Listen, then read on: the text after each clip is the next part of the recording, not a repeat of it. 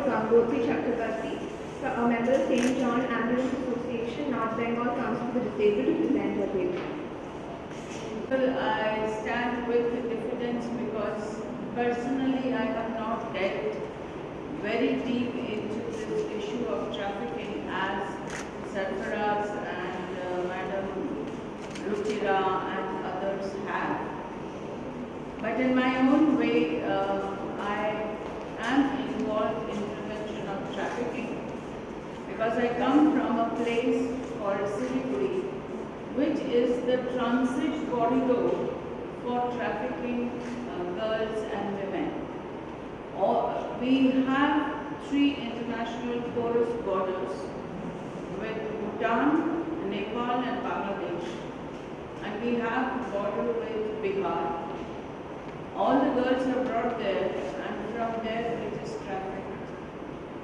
Any alert person in NGP station or even at Baghdogra Airport can make out that there is a process of trafficking underway.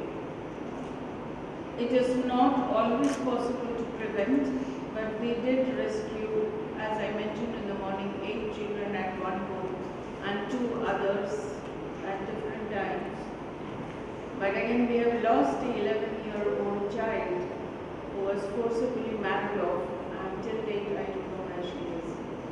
Therefore, in a very indirect way, we do get involved into issues of trafficking from the Center for Child Rights in the Department of Law. To my mind, trafficking is a variant of slavery.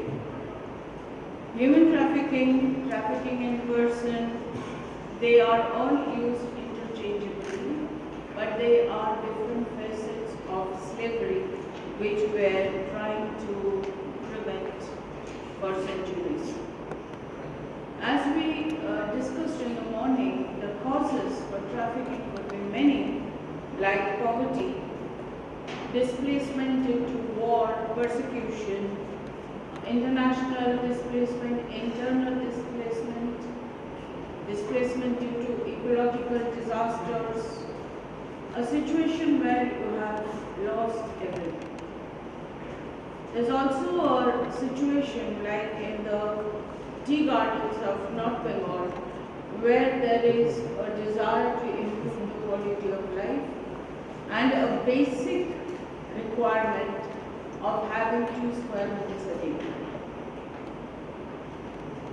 Another very important reason is women. No matter how vulnerable they are, at some point of time they feel responsible towards the family.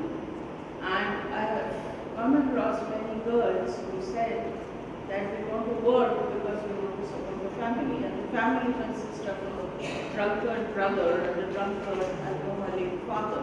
But nonetheless, the girl child feels it is her responsibility to take care of the family. And hence from there rises the desire for a job. Unemployment of the parent is also an issue. Improving the quality of life, the lure of the spotlights, all these are causes. But ladies and gentlemen, they are very superficial. They are a result of something much deeper. And that much deeper cause is vulnerability, greed, and power. These are the basic, I don't know if I'll be forgiven, but I'm tempted to use the basic structures of patriarchy. And the offshoot is the resultant vulnerability, a no-choice situation for the girl child. Now, I want to make a distinction. When we are talking about illegal immigration or smuggled people, we are really not talking about trafficking. Because when you escort illegal immigrants across the border, all you do is let the person go in exchange of some money.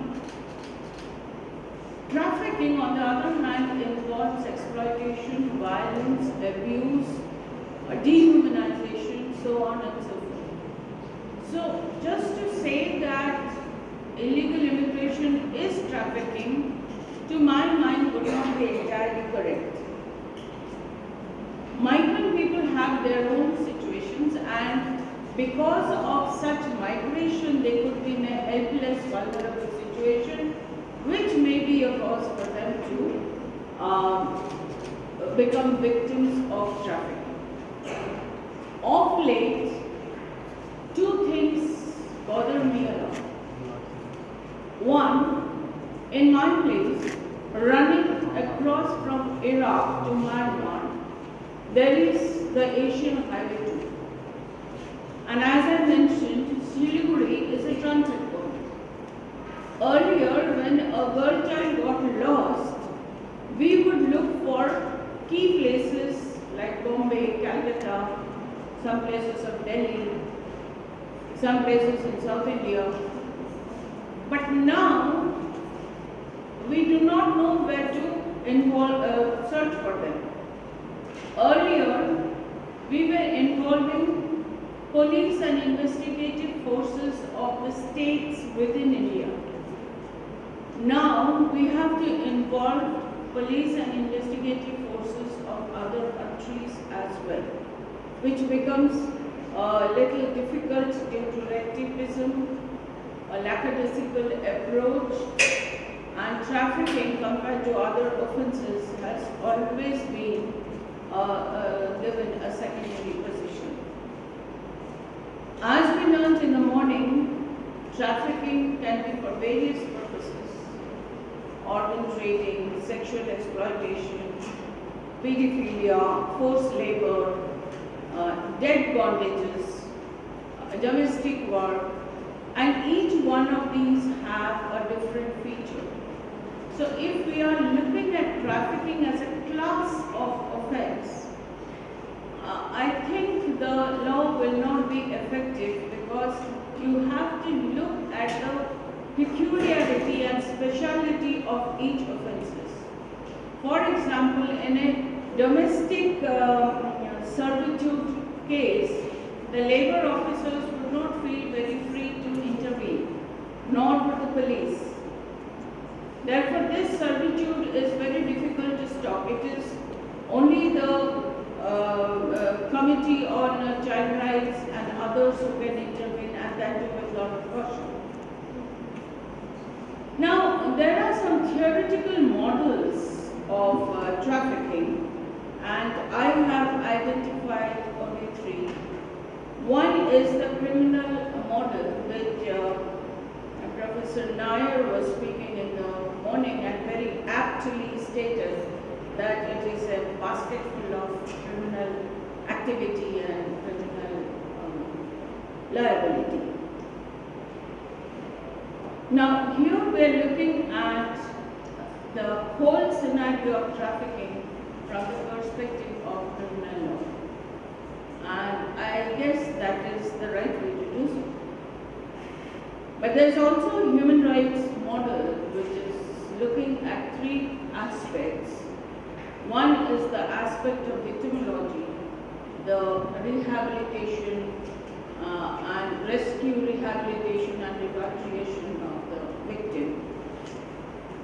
Also looking at the victim's vulnerability, the inability to combat the impact of trafficking socially, where in many cases, after rehabilitation and repatriation, she is not accepted and discriminated in various ways. The third aspect, and to my mind it should be no aspect, but nonetheless it is there, is the perspective of the trafficker. There are people who talk about the human right of the trafficker saying that if a suspect, if the law is so rigid on them, then even the suspects would languish in jail, and that would be violation of their human rights. I am tempted to say, so be it. Let them all languish in jail, I have no problem with that. But then I suppose there's a grain of truth here. You cannot catch people on suspicion and put them back in jail. The last model is the Nordian model, which decriminalizes the victim, but criminalizes the procurer and the purchaser. This is the right perspective to look at it, but it could be limited only to certain types of trafficking, including trafficking for sex, but not other types of trafficking. Jurisprudentially, I divide the issue in three perspectives. One is the sovereign and its obligation. I maintain that it is the obligation of the sovereign to maintain and monitor community order and keep track of the movement of the citizens.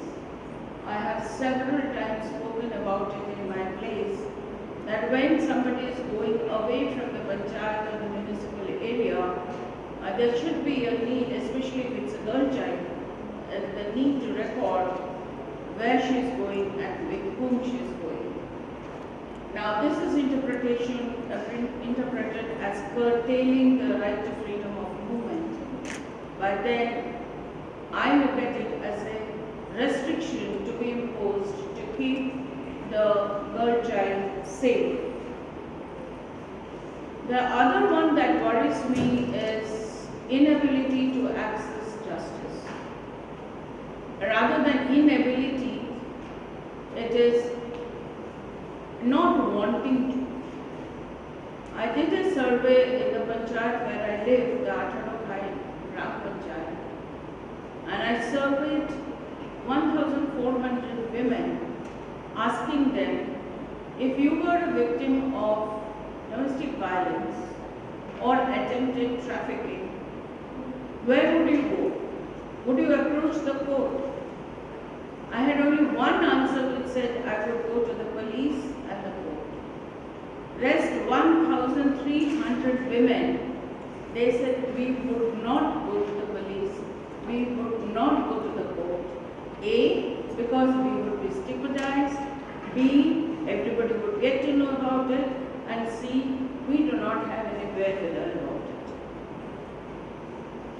After this survey, we tried to generate a kind of awareness about the Legal Services Authorities Act among the women, saying that it is safe, you do not have to spend money, people will support you. But unfortunately, I have not seen any qualitative changes. Therefore, it is difficult to resolve this conflict of interest between the trafficker, the trafficked, the common man and the sovereign. And I hold the sovereign duty bound to protect its citizen, and I would directly hold the sovereign responsible for not addressing the issue of trafficking. The reason being, I have seen the state-sponsored abuses, not saying that the police and the judges and the magistrates have gone and trafficked, I am not saying that. But there have been umpteen number of cases where the authorities have looked the other way. They have refused to take cognizance under the pretext of it is an issue of matrimony. Ladki bhag gayi hogi, elopement, love affair. It is not our business to interfere into it, so on and so forth. Even the anti-trafficking unit in Siliguri, the other day, we held a workshop and we asked the policemen, how many of you are aware of the SARC international and other protocols and the Indian laws regarding trafficking? And almost all of them, barring one or two, said, क्या फर्क पड़ता है murder से और दूसरे offence से फुर्सत मिले तब ना ट्रैफिकिंग देखेंगे और इतना पढ़ाई नहीं होगा ma'am. Meaning we will not be able to do so much of reading as you are demanding, and we do not have fursat, मतलब relief from other important activities than to look at your trafficking. So I asked them, क्या ऐसे काम आप करते हो जहाँ से आप वक्त निकाल के ट्रैफिकिंग नहीं रोक सकते हो? And you will be amazed to hear one of the answer was, क्यों हमें VIP ड्यूटी करना पड़ता है? सुबह से शाम तक खड़ा रहना पड़ता है, कहीं हम लोग मूव नहीं कर सकते हैं, धूप में खड़े रहते हैं, बारिश में खड़े रहते हैं, कहाँ जाके ट्रैफिकिंग रोकेंगे? So it appears that the sovereign requires more police force and protection than the government. And that being so, who is going to build the cat? That is a very, very difficult situation we face.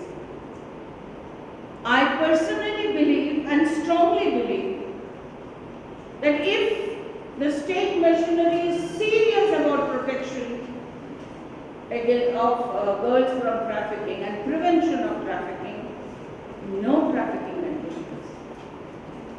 It is a nexus. And that is the reason we are not able to eradicate. Otherwise, tell me, in the morning we have had Madam Ruchira Gupta, who is into it for last 30 to 40 years, who is working on it. We have here on the dais Professor P.N. Nair, who is into it how many years, sir? 36 years? 40 years. And there are many others like this. Why no difference could be made? Why is it that no difference could be made? Because the sovereign did not want to make the difference. And in the process, the sovereign ignores the victim perspective, that the victim has a right to awareness. You try to do any grassroots work. First of all, who are you and what is your political intention? Secondly, no money, so you have to walk miles. You won't have, either you pay from your pocket or you walk miles and give up. So grassroots work is really looked down upon, and that is where the remedy lies partially. Unless you aware these girls, a very interesting thing, my maidservant, she is complaining that my daughter is not eating, is not studying, is kind of changed. So I went to see the girl and she was all decked up. Kajal, lipstick, moisturizer, foundation, things even I don't know about. And I said, ये सब क्यों लगा लिया? पढ़ने से क्या होगा? शादी करनी है तो अच्छा दिखना पड़ेगा. अब काला काला दिखूंगी तो मेरी शादी थोड़ी होगी. तो जो भी पैसा पॉकेट मनी में मिलता है, it all goes in looking good. Now this is where an intervention is necessary, but you will not be encouraged to do it. Desire for wealth is natural, but it is also important to teach the girl child that the wealth should come from skill. But another important factor is lack of affection. If the girl child had enough affection at home, then perhaps she would think twice before leaving the home. Respect for oneself, consciously or unconsciously, is a very, very important factor. Now, between marriage, poverty, and growing up, there is no choice. There's only one choice if you want to improve the quality of life. That is to walk into the trap of trafficking. Into the trap of trafficking where the procurer is playing on your soft sentiments. I love you, I respect you, I'll give you a better job, I'll give you a better life, you will have a better dignified place, bade shahar mein rahogi, so on and so forth. The lure is too strong to be level-headed. The feminist theory naturally puts the root of this situation into cultural, social, economic, political, and legal shortcomings. Subjugation works at different levels according to this theory. It works at community level, local level, national level, regional level, family level, international level. And it looks at this problem from two perspectives. One is Coalition Against Trafficking in Women, advocated by Kathleen Barry, and the other one is Global Alliance Against Trafficking, advocated by us. Now, what is the difference between the two approaches? Where Kathleen Barry is trying to prevent it and trying to show that the law should be victim-centric, in other words, following the Nordian model of decriminalizing the victim. Hughes is saying, legalize trafficking, make it into an industry, give it all the benefits of labor as prescribed by the ILO. With the latter idea of Hughes, I am really worried. If that is the kind of approach we are going to take to trafficking, then sexual exploitation would be the rule of the day, and women may very easily forget the dream of being empowered, self-respected, dignified. There is absolutionist theory. Again, absolution, you have somehow entered into this industry of sex, purchase and sale. We forgive you and we invite you into the mainstream life. Opposite to it is the conflict theory. The conflict with the mainstream society. But then again, as I mentioned, there are certain issues to take into consideration, such as the conflict between the procurer, the purchaser, and the victim, the conflict between the state and state attitude, the conflict of social acceptance and rehabilitation, the conflict of rectitude. All this will have to be addressed by law. But having said all this, at the end of the day, it is a game of power. I myself know leaders in Siliguri who are wearing the mask of benevolence but are involved in trafficking. I am not able to take action against them because I cannot. In the hierarchy, they are 3, 4, 5, 6 steps away.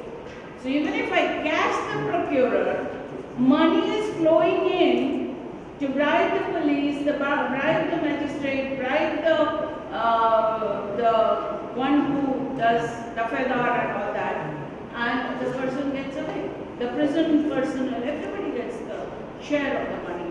Who will come and support these victims?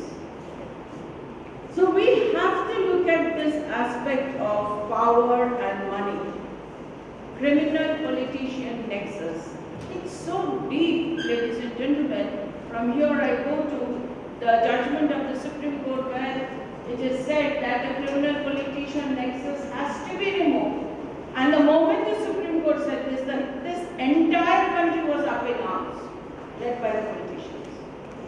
Why were the politicians who were not willing to say yes, they will clean this country? Everybody was against that proposal. Therefore, monitoring the borders, stopping the power game, preventing entry and exit, monitoring citizen movement, nothing is happening. Nothing is happening, and unless these modalities are worked at, no matter what law we have and what international protocols we have, no matter whatever instruments of law, SARC and domestic instruments or whatever, nothing is going to work. Because law is only a tool in our hands. The tool works on the desire of the person who holds the tool. If the holder of the tool is insincere, corrupt, motivated, criminal, then the tool of law will remain inactive. No law worth its salt will be made. There was this bill against trafficking, prevention, rehabilitation, protection, so on and so forth. I don't know where the bill is. I don't know any dustbin of the parliament, Lok Sabha, Rajya Sabha. It could be anywhere, but on any forum for discussion. So without going into the nitty-gritty of the laws, Sarfaraz has spoken and Ruchita has spoken, I just have 2-3 suggestions to say.